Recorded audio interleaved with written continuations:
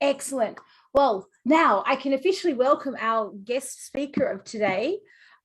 This is John Holmes, the Chief Examiner from the ABRSM, who's come to talk to us about the performance grades. So any questions in the chat, or if you're watching on the live stream, feel free to put questions in the comment section, and I'll see them and pass them on to John. And with no further ado, can we please welcome Mr. Holmes? Well, thanks very much indeed, Sarah, and lovely to be hosted in this way. It's great to join you today, wherever you are, whatever time it is, whatever tea you're drinking. I'm very pleased to see Earl Grey up there with the others. That was definitely one of my favourites that I lobbied for before the poll started. I didn't realise that's where they were going to go, Sarah, but that's a great idea.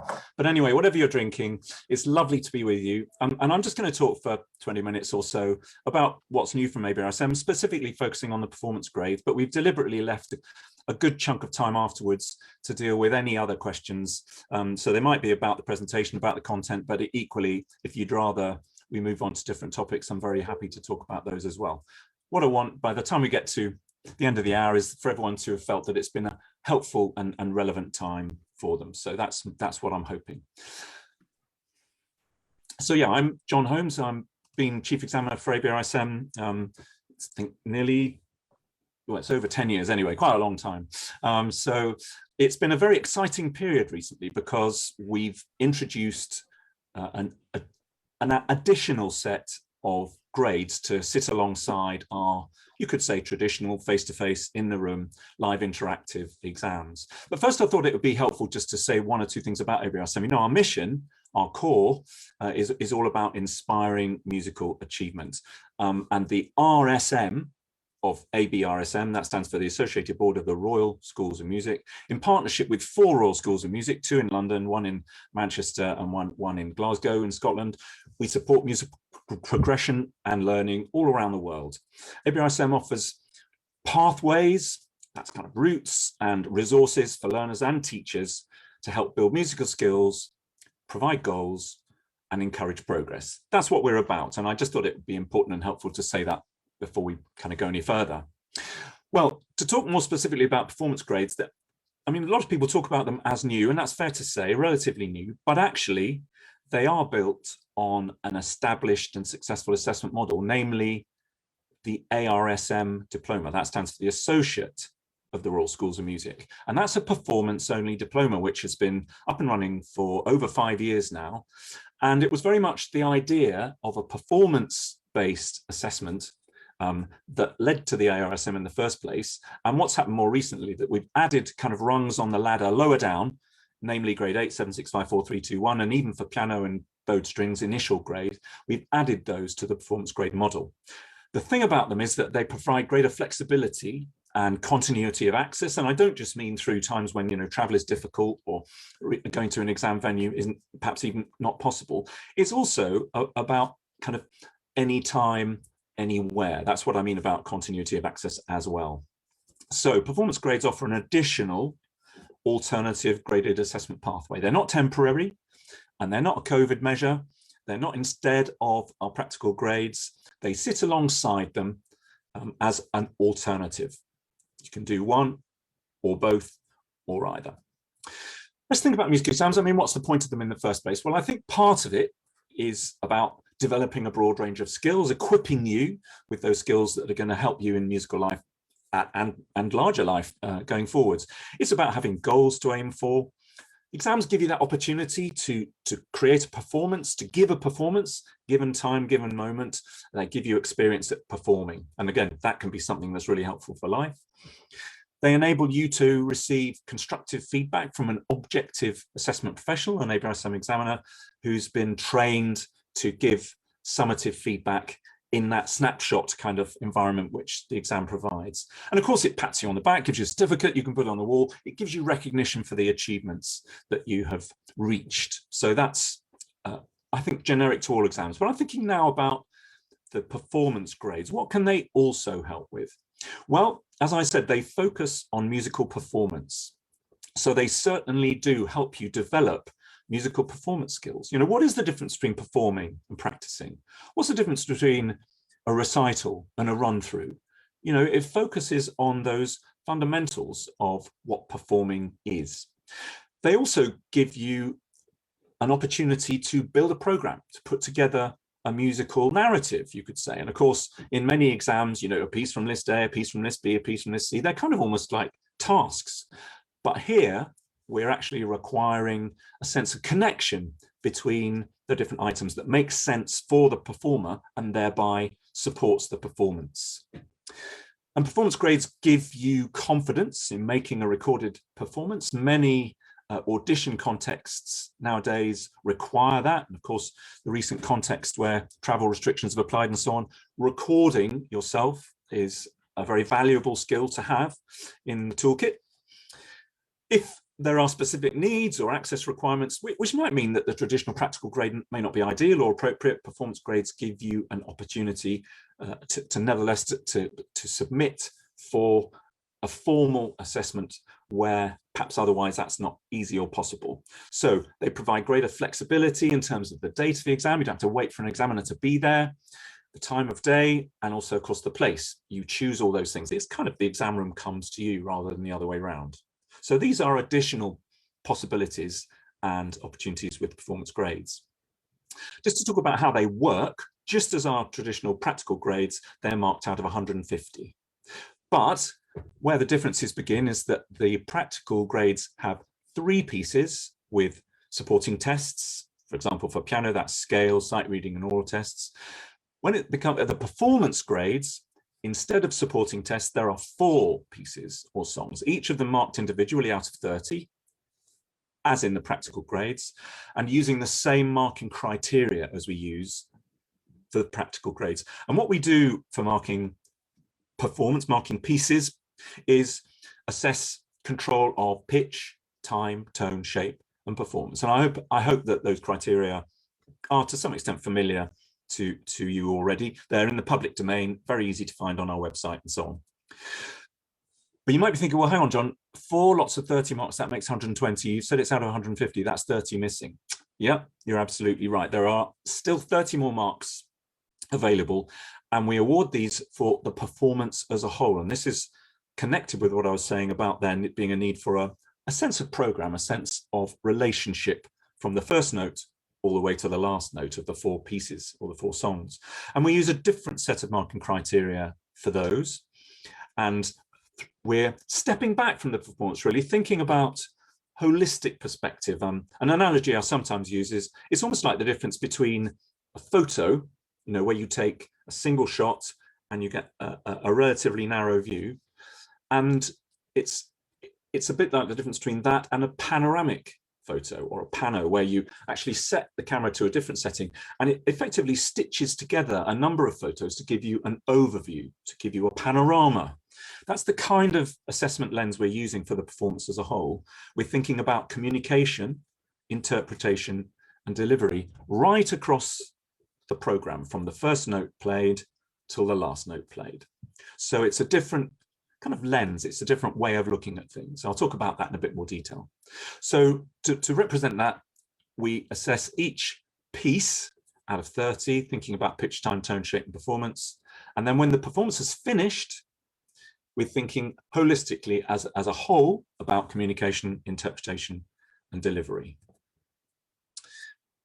So what do I mean by pitch, time, tone, shape, performance? Well, pitch is everything to do with the definition, clarity, accuracy, intonation, and so on of notes. Clearly, that's a little bit different from one instrument to the other. We're not assessing the intonation of the piano, but in other respects, it's everything to do with the up and down, the sharp, the flat, all that is to do with pitch. In terms of time, it's about those things you could clap. It's about everything that's to do with the temporal aspects of music. So it's about pulse, rhythm, tempo, values, and stability, those kind of aspects. And they are actually independent as well as interdependent. So somebody could be playing with a beautiful sense of rhythm and time, but actually it's rather out of tune.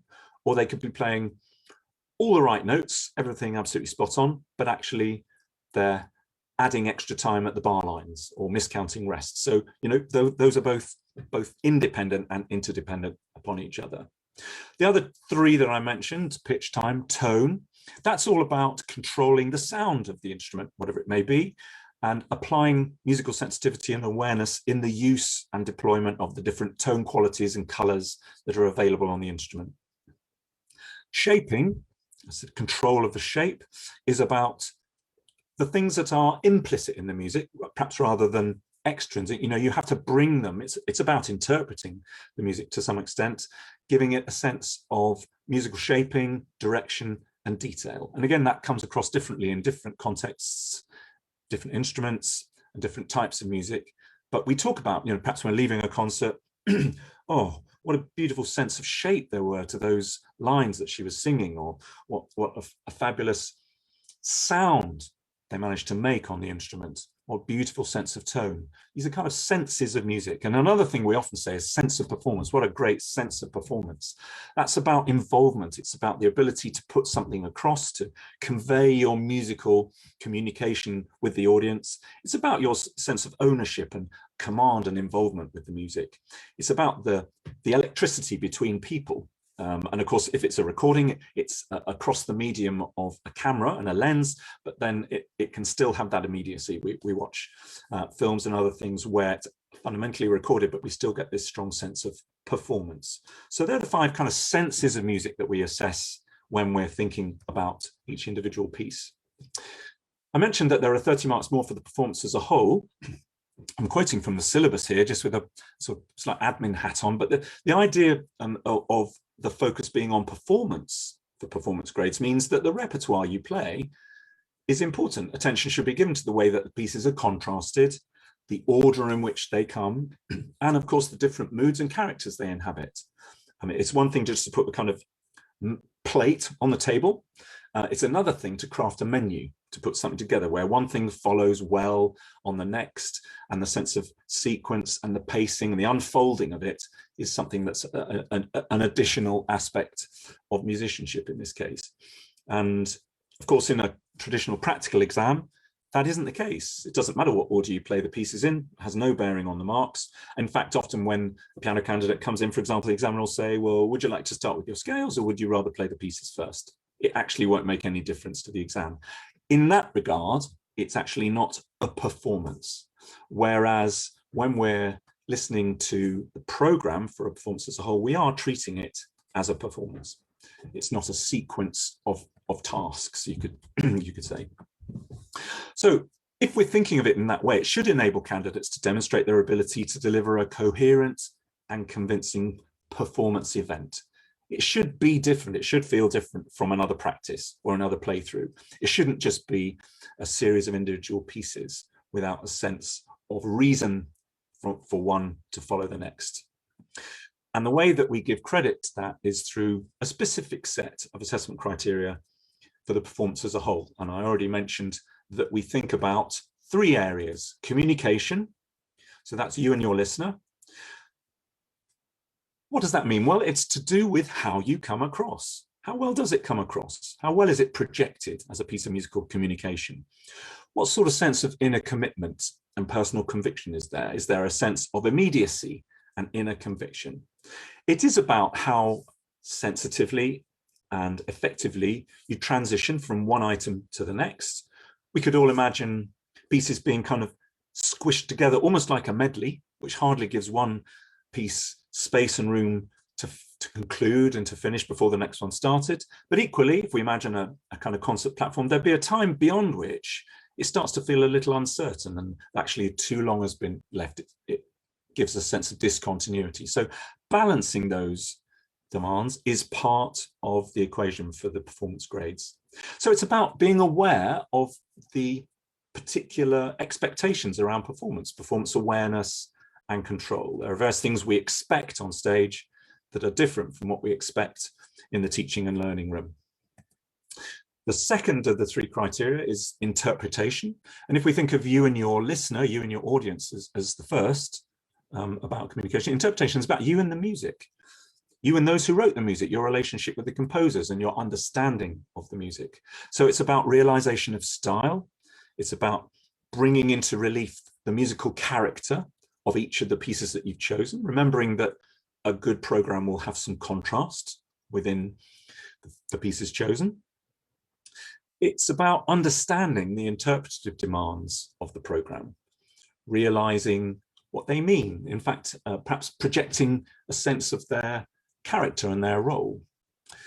If you think of it as the characters in a play, they need interpreting. So it's interpreting the demands of the program and of each individual piece, showing awareness and control of those things which are interpretative dimensions. You know, when am I actually taking the lead? When should I be balancing with the accompaniment? When should I be projecting a line? When should I be balancing and blending? For example, on a piano, you know, contrapuntal music needs a different approach and a different set of awareness from, say, homophonic music, where you're essentially accompanying in one hand and playing a melody in the other. Blending and balancing, understanding what's meant to be going on in the music, they're important features. And then last of the three, I mentioned communication, interpretation, and delivery. And this dimension is about you and the instrument, your relationship with the means by which you're communicating and interpreting your musicianship. So that's about assurance and control.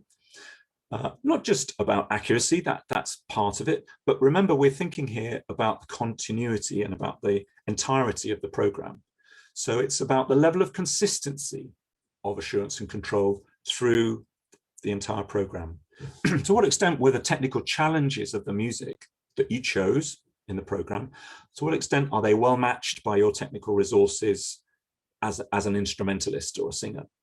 It's about managing the instrument. What will you do if it goes a bit out of tune? What will you do if your voice dries up and it needs a little bit of lubrication? How are you going to manage those moments, which are part of live performance? So it's about being aware of the performance situation and being able to manage those moments and situations, having command over the performance situation. So I hope that's given a bit of an insight into the criteria that we use for those final 30 marks, which attach to the performance as a whole. We're thinking about musical communication, musical interpretation, and musical delivery. And just before I conclude, I was going to introduce you to a fabulous, well, it's a professional development course. It's called Becoming a Better Music Teacher. I guess it speaks for itself, really. It's fairly clear what that does, but the great news is that it's entirely free. It's based on an online platform, which you can see there, the Future Learn platform. It's aimed to take about 6 weeks, and essentially it engages you in a process of self-reflection and review of your teaching practice, of your teaching philosophy and your approach, aiming to help you at the end of all that process to come out the other side of the course a better music teacher, a better practitioner. I think on the basis that, I think I say in the introduction to the course, you know, a reflective practitioner is an effective practitioner. So that's the principle there. So quite apart from anything else today, I hope that might be attractive to some of you. And if you are drawn to that, you can see the web address underneath there, whereby you can enroll.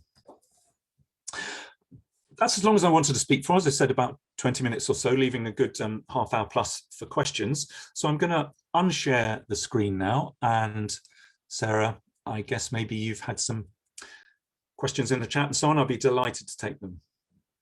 I'll open the questions by one that keeps getting asked on the forum, and that is that with the ABRSM exam, it's a music exam, it's not an instrument specific exam.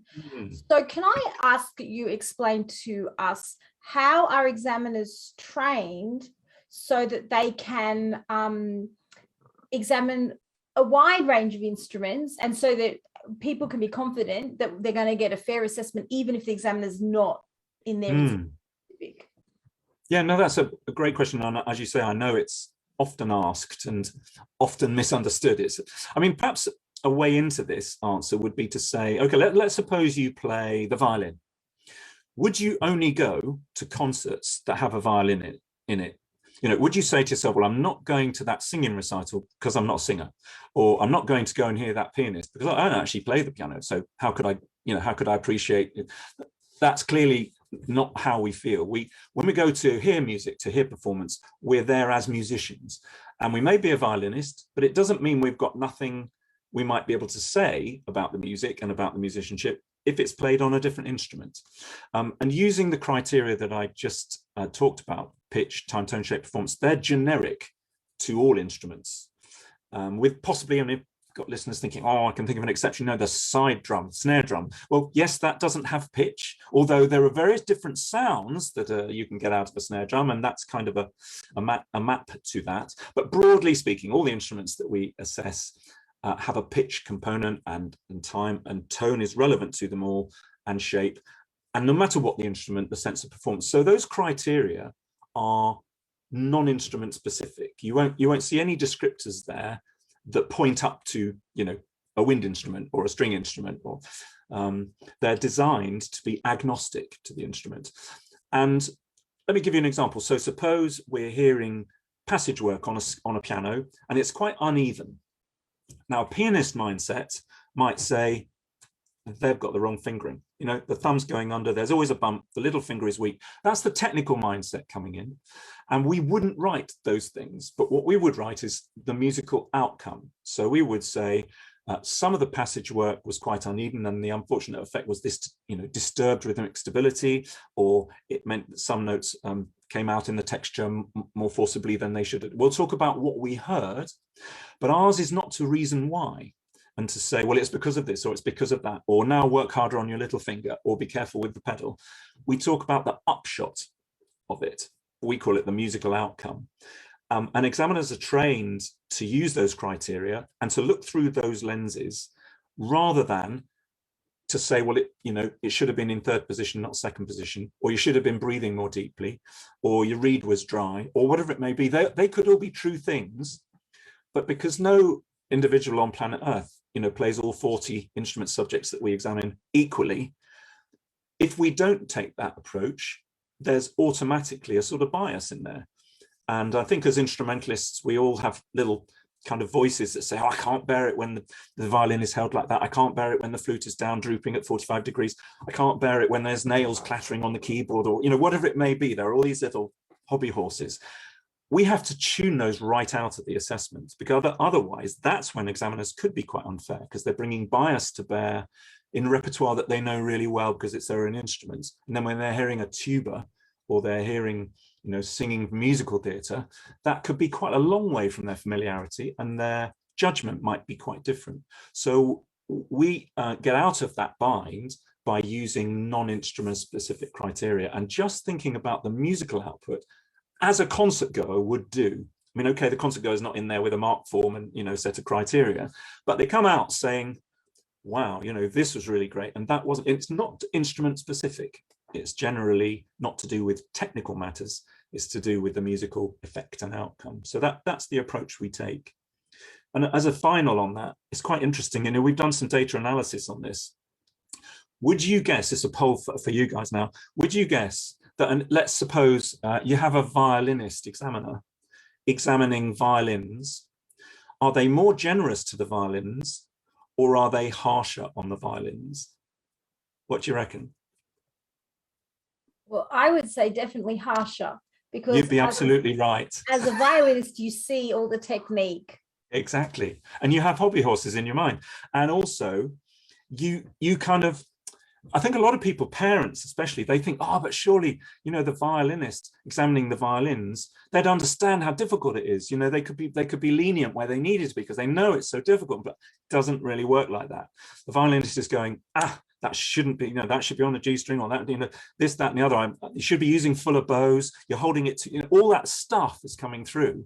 But then when they examine, say, a harp, those voices are all silent. There's nothing to be said because they don't play it. And they're thinking, well, what beautiful evenness, what lovely balance, or what fine tone, or what a fantastic dynamic range. And that's the kind of things that come through on the mark form, rather than, you know, you should have been sitting on a stool at a different angle, or the harp was, you know, they can't get into that because they don't. So we try and be as bias-free as we can be. But it's worth knowing that if people think they want instrument specialists, be careful what you wish for. Been there, done that. Yeah, exactly. I have another question. I am trying to look through the chat to see if anyone's questions haven't been answered by all the amazing people in the chat today. But another question is, so it's very hard to perform to a camera. Yeah. And so is there some way we can help our students because it's not a live performance anymore. Hmm. And what advice could you give to students or teachers in the room advising the students as how can they make that happen? I think that's a fascinating dialogue, because it kind of opens up the whole question of how do I teach somebody to give a performance? When I think back on my own, lessons, I learned the clarinet and the piano most of all. And, when a concert was coming up, there was no sense, I don't think particularly of, right, we're going to really think about performing now. We're going to put aside, right notes, right time and all that stuff. We've worked hard on that. Now we're going to just think carefully about how you're going to put it across. And I don't remember any of, maybe I just don't remember them, but I think this is opening up a new dialogue as to what is performance. And I think they're great questions about how do we help people with this. And I think one of the things I'd say is, and I've had this feedback, that the thing about performance grade is surely if you make a video that you're going to submit it, you could make that video like half a dozen times and just choose the best one. Yeah, you could. If you do one and then you do it again and again and again and again and again, do you think it's just going to get incrementally better each time? And of course the answer is no. It starts to lose freshness and spontaneity. You might kind of correct a couple of things that went maybe not to your pleasing previous time, but you actually learn that performance is about kind of spontaneity, and to some extent it's about putting yourself across rather than trying to get everything right. And I remember a performance nerves speaker at one of our conferences once saying, imagine a performer walking on stage and in their mind it's going, I must not make any mistakes. I must get the notes right. I must get the tone right. I mustn't make any mistakes. I must get it all 100% right. How's that performance going to be? And the answer is, well, it's going to be underpinned by anxiety and fear of failure and fear of loss, fear of risk, all that sort of stuff. Imagine somebody coming on stage saying, and their mindset says, I really must put myself across to the audience. Come what may, whatever happens, and things are going to happen that I don't necessarily plan. Whatever happens, it's got to be about me and putting myself and my musical ideas, my musical personality, putting that across to the audience. That's the aim of the game. How is that performance going to be? And I think the answer is, well, it's going to be energetic, it's going to be personal, it's going to be spontaneous, it's going to have those qualities, perhaps less anxious and so on. So I think behind what I'm saying there is, I think part of the preparation here is to help people understand what the priorities are. And of course, we want faithfulness to the score and we want, good rhythm and all those kind of things. They're kind of they're the nuts and the bolts that get you there. The next dimension is how to put it across. And I think looking at the criteria for communication, interpretation, and delivery are quite helpful in that respect. But I think the other thing, performing is a skill. And how do you get better at a skill? Well, practicing it. So even though your final performance might be to a camera, behind the camera could be your mum or your teacher or your friends. In fact, it could be a little concert that you record. It doesn't have to be a private affair. And even if it is, you could still perfectly well practice doing the same thing, playing 3 or 4 pieces or singing 3 or 4 songs to somebody. So it is actually a performance. Because I do agree, Sarah, it's quite hard to kind of imagine that connection when actually all you've got is a mobile phone there. On the other hand, we spend our whole days with mobile phones talking to people as if they were there. We're on this call now as if we were there. You're in Australia, I'm in the UK. That is a thing. We're kind of used to that. So why can't that be transferred to the musical domain? And of course, many of people on the call, I'm sure, will be watching music videos, things like that. It is a thing. It is a genre. But I think it is that. So you've got to suspend your disbelief a bit and also get in touch with what is at the heart of performance. And that's, as you implied, really, it's about communicating with other people. So maybe put some people in a dynamic as well, so that it helps you. But I know that, for example, music college auditions, singing for musical theatre auditions, things like that, they often ask for what's called a kind of self-tape or a self-take now to get you through the audition door. And sometimes even that is the audition. So I think for young learners now, it's not an irrelevant thing to need to do, or at least to get used to and be good at, because at some point in your life you're probably going to have to, if you want to get further on, you're going to probably have to submit something like that at some point.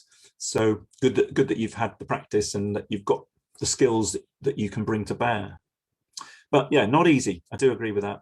I mean, that said, a lot of people find it very hard to walk into an exam room and play to a stranger. So it's not as though that's necessarily the solution.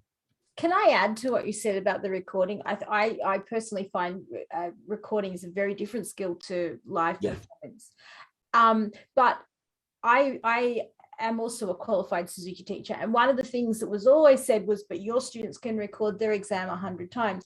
But what you didn't mention that does happen is when a student records and we correct them and they work on it and then try again, in that process of trying to get the perfect recording, so to speak, they are improving in that journey. So to me as a teacher, I don't see that as with some people said, oh, recording exam is cheating. No, because that was part of the journey to perfection. And I tell you, when I write a song and record it, I'm recording each track 100 times because I'm never good enough. So it is a skill in itself. But in that, there's a process and there's that self-reflection that a student can do when they watch a video, which in a face-to-face exam isn't impossible. But it's just that the being able to bounce off the audience when there's an exam that, yes, it's a stranger, but you're bouncing off your audience a lot more. And particularly you get response. That's very tricky to organize. Yes.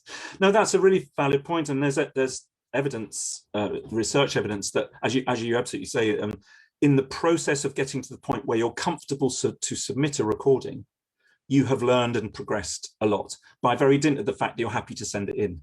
Because most people aren't happy with the first one. I think, well, why not? Well, what should I do? We'll do this. And that's part of the journey. So I do agree that that is intrinsically valuable as well as the sort of output at the end. Now, I do have a question from the chat, and the question is, what about memory versus not playing by memory in the performance grade? Yeah, that's an interesting one, isn't it? I mean, the answer is whatever works best. I mean, we're assessing communication, interpretation, and delivery, and I've seen both these extreme examples. But suppose somebody decides, well, I think I can put it across better playing from memory, and then there's quite a substantive memory lapse. That can be quite undermining, and you've got to recover, you've got to pick up from that. But equally, if you think, well, I don't want to run the risk of memory lapse, I'm going to go with the music. But then the kind of score is a bit in the space and page turns and moving one score to the next when you transition from one piece. That's all about kind of managing the performance. And essentially, I think memory is part of that.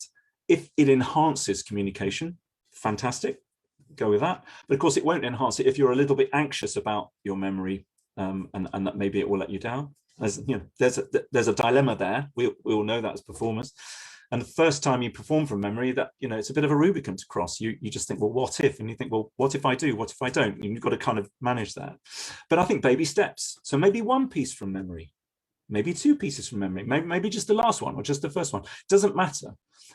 Whatever will serve the performance best. And I think, again, as you just said, learning about that, understanding what the difference is between playing from music and playing from memory is part about understanding about what is performance, what is genuinely direct communication, how does it work. So the answer is up to you, but thinking about, driven by what's going to support musical communication and enhance it the best. And thank you. And another question from the live stream is, as in a face-to-face exam, there's almost an expectation that it's not going to be 100%. There'll be nerve errors and things like that. Is the same set of criteria applied in this performance exam for when there are nervous glitches, or should we be recording again to try and eliminate those? The former rather than the latter, and as we all know, recording it over and over again, it's a bit like, I don't know, painting or doing, ultimately you start to make it worse rather than better, so it's a bit of diminishing returns on that front. But absolutely, the criteria are the same. And having explained that we have those 5 senses of music, pitch, time, tone, shape, performance, let's suppose a few notes go wrong. Well, that doesn't undermine the tone. That doesn't necessarily undermine the time. And if the performer is able to cover those things, it doesn't undermine the sense of performance. What about if the odd note is miscounted here or there? Well, similarly, so it comes out in the balance of the assessment, and we train examiners to think across those five. It's not as though one is more important than the other, or they're all given, 5 6s are 30, there must be 6 marks each. No, we use those as a kind of organic group of considerations when we're listening to performance, because performance lives in live time and things don't necessarily always go to plan. But we've all heard imperfect performances that were incredibly moving, and we've also heard perfect performances, or at least perfect in terms of accuracy, which leave us cold. So again, that's the beauty and the kind of wonder and the mystery of music, is where is the best balance? And nobody's ever, well, at least I don't know anyone who's really got the answer to that question totally sewn up. Of course, we aim for accuracy and precision, but we don't want to do that at the cost of spontaneity and musical communication. So yeah, please don't worry that it's all about precision, because we know in musical performance it's not all about that. It's part of it, but it's not the whole story. 1 second. I think this is a question asking, is the marking holistic, or do examiners deduct marks for each mistake? We don't operate a penalty deduction system. So I'm not sure. When you first said, is the marking holistic, I would have said the performance as a whole marking is holistic. It looks at the whole, but the marking for each piece looks at each individual item. But irrespective of whether it's the pieces or the performance as a whole, we mark up and down from a notional pass mark. So we're looking at strengths and weaknesses and looking at the various attainment descriptors in the marking criteria. We've got a kind of matrix of attainment descriptors. Again, that's available on the website if anyone's interested, and maybe Rachel or James or somebody could post it as a link in chat for people to see. But there it is. Wow, that was quick. Brilliant, guys, thanks. We think about the strengths and weaknesses in relative balance to each other. And, people often say, well, how many marks do you knock off if somebody has to start again? Well, there isn't a tariff board like that. How much does that impact their performance? What's the effect on the various criteria? We're always thinking in terms of the balance of strengths and weaknesses. So I would always advise people not to sort of worry or focus too much on any individual thing, because it will be taken in the balance of everything else. And that's how we hear music. That's how we assess music. We are forgiving with our ears, but equally, if something keeps on happening, it starts to play on our kind of awareness and affect this. It undermines the success of the performance. So the best answer, I think, to all of those questions is to look at the criteria in a bit more detail, and you'll see the way that we assess things. But certainly it's not a deficit-oriented approach where everything goes wrong, you take away from the maximum. We don't operate that. But nor is it kind of like written exam style. You start with 0, and until you've written a word, there's nothing, and then gradually up from nothing. We kind of start with the effective balancing scales at a neutral equilibrium, and we're thinking about the strengths and weaknesses of the performing as the music unfolds. Another question is a statistical question, and that is comparing these new performance grades with the traditional exams. How many students have done them versus the other, and how has the marking results compared? You reminded me of a stat that Rachel said, that you've just reached 10,000 members of your group, which is amazing. Oh, that's exactly why we invited you. This is our celebration. Celebrate your 10,000 with our cups of tea. And brilliant, yeah, fantastic. Well, I can share not quite the same statistic, but we've just gone past 250,000 performance grades taken, so 250,000. I mean, that's huge, isn't it? So I'm talking the answer to the question from that base of a significant number of exams from all over the world. And how are they comparing? Well, we've looked at marking data, and of course there is not kind of quite like for like, in that there are supporting tests and 6 sections in the practical grade where there are 4 pieces or songs in it. So there's not quite exactly the same input into the data. But looking at the average total mark, for example, performance grades are coming out about 1% higher on average than the practical grade. And I think a lot of people thought they would be easier, and thought they must be easier because they don't have scales. I mean, it's sort of quite a binary equation, but actually that hasn't turned out particularly to be the case. I think people might be underestimating the performance as a whole mark, and that's quite independent of the others. And in terms of, I think there's another part to your question. I'll be honest, Sarah, I've just forgotten it. You asked about how do the marks come out? What was the other one? 1 second. What did I ask? About what have you learned from examining the performance grades? I can't. Well, how do they compare? Yeah, compare marking. Yes. Grades well, wise. Yeah. Well, the marking in terms of each grade and in terms of the overall totals is coming out very similar, with performance grades turning out slightly higher results, marginally, not significantly, marginally higher results. But of course, we're not in a normal situation at the moment. I mean, the practical grades aren't available, for example, in Australia at the moment, and elsewhere across South and East Asia and around the world. So it's not a normal data time at the moment in terms of that kind of thing. What have we learned from them? I think we've learned quite a few things that we were concerned about. One of them is that even if the video quality isn't optimal or isn't ideal, we still get a very clear sense of the quality of the performance, the strength of the conviction behind it, and so on. It's amazing how you still get those signals. And one or two examiners in sort of feedback sessions we've had, they said things like, gosh, I was watching the video and I caught myself being very moved, and I was really surprised by that. I thought it would be not like that, but so that's one of the things we've learned. I think we've learned that we need to explain how the performance as a whole works and how to mark it. I think we've learned we need to explain that better, and that's my job, along with some of the other members of my team, the regional reps that we've got on the call, and also other examiners could help with that. I appreciate that. It's a concept which goes back to the ARSM. I mentioned that at the very beginning. Performance as a whole is a mark. It's a different total there, but it is exactly the same in terms of the criteria we use. So it has been going for a while, but I think not that many people have come across ARSM. So even though it's been around a while, doesn't necessarily mean it's familiar. And I think the other thing we've learned is lots of people getting back saying, I'm an adult. The idea of going into an exam room with an examiner totally terrifies me, and it's not going to happen, basically. Also, I've no intention of learning all those scales by memory and blah blah blah. However, I'm really interested. I've got my trumpet out of the loft during COVID, or I've got back to my piano, or whatever it may be. Lots of people got back to music during the lockdown times.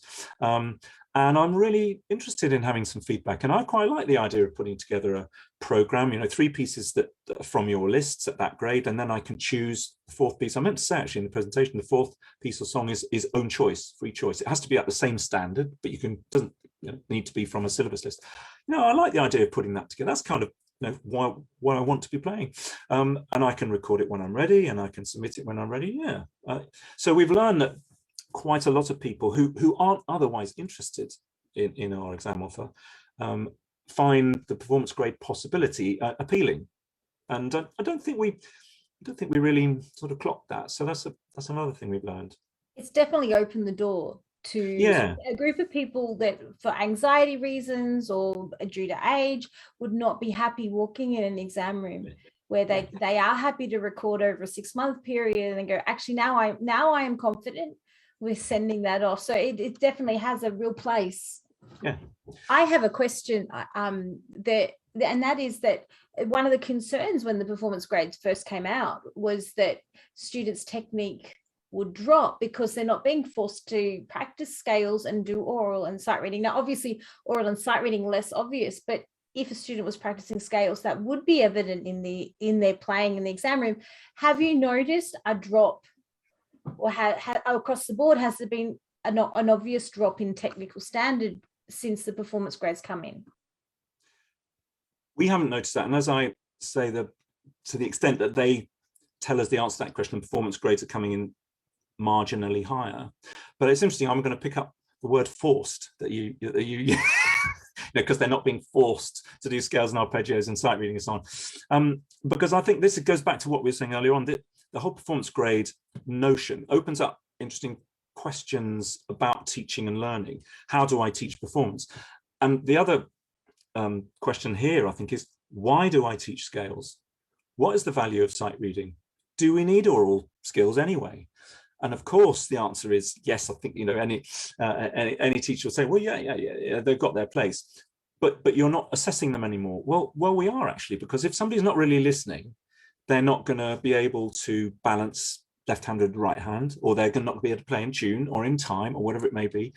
They're not going to be able to really differentiate between, a piece of say 20th century French music and a piece of 19th century romantic music. That you need to listen, not just to your own, but to lots of other performances and things, to bring a kind of understanding of those things. So we are indirectly assessing listening skills. And of course, as I said before, if the passage work is uneven, well, that tells us something about your technique. It tells us something about your scales. We're not going to ask you for a scale test, but you will nevertheless be put through the rigors of a technical requirement, because you're playing 3 pieces from that graded list.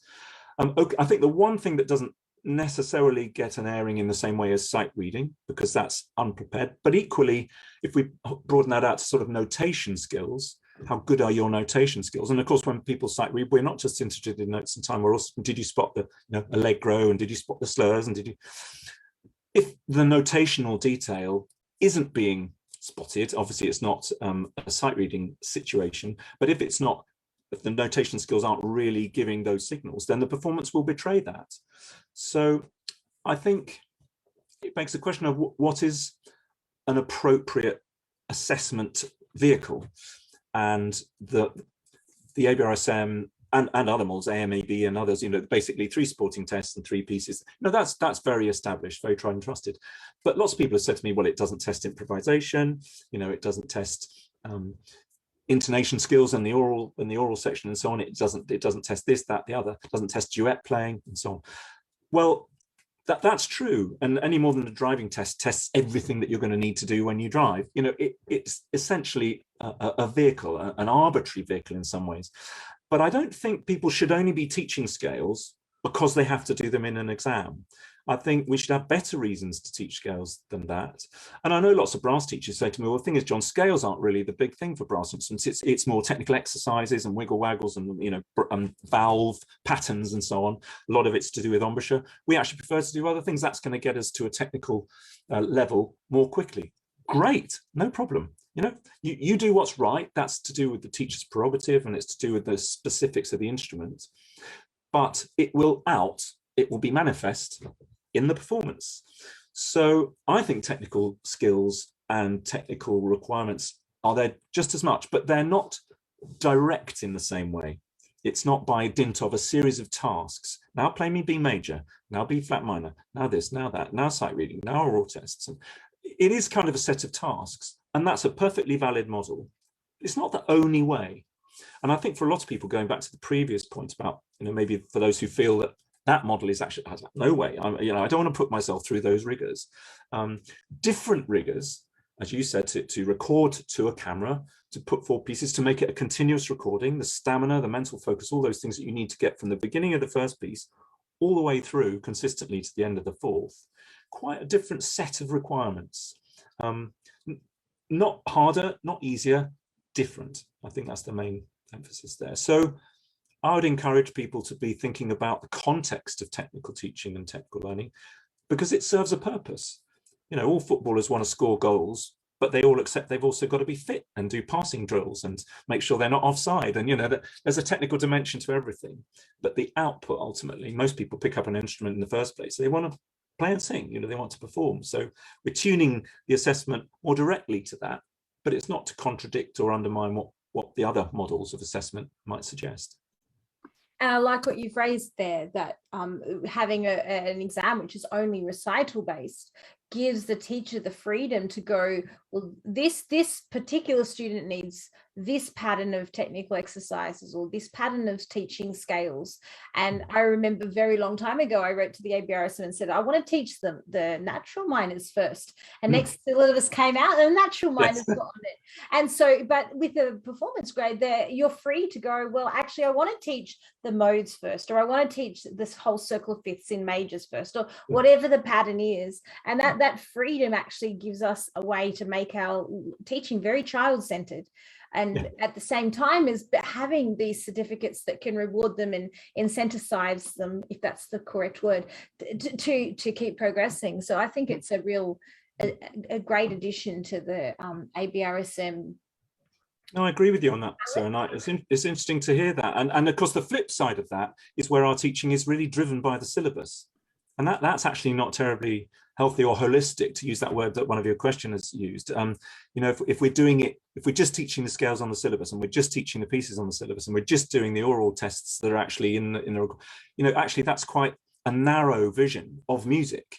There are all sorts of other things that as teachers we should and probably want to be bringing into the realm of teaching and learning that aren't necessarily on the list of requirements. And let's not forget, the syllabus is just a list of requirements. It's not actually a curriculum. It's not a scheme of work. We need to use it tactically and appropriately. But I totally understand it. When I was a teacher for a long time, it's easy to get reliant on it, and no harm if every now and again you think, am I just kind of just teaching to the test? Maybe I could step back from it a bit and think about its position and think about its role. It's only part of a much bigger picture. Well, I think we've actually come to the end of our time. There are a couple of questions on Facebook, but I might go back and answer them so that we can, because we've already taken up an hour of your time. I want to, for behalf of everyone here and everyone who's going to watch the live stream, thank you for giving your time today. And thank you to all the unsung heroes, the staff of the ABRSM who are in the chat room answering questions as well. There's been lots of questions that were answered in the chat for those who are on live stream.